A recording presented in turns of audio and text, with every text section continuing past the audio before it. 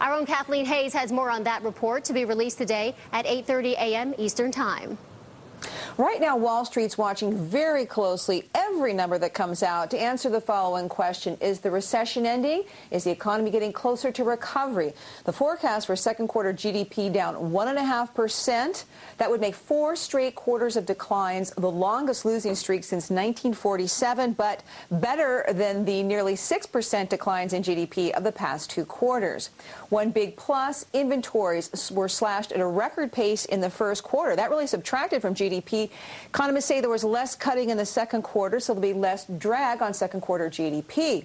One negative, consumer spending down 0.5% versus up 1.4% in the first quarter. But here again, better than the 4% declines we saw in the third and fourth quarter of last year.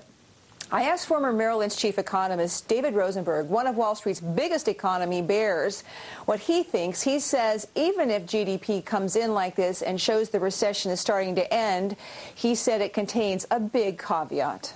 I think the answer is yes. We're getting to the very tail end of the recession. I guess the next question is, if I could ask it, is, does it matter, Kathleen? Because the recession, with all deference, ended in November 2001, and we didn't start to get a sustained recovery till the back half of 2003.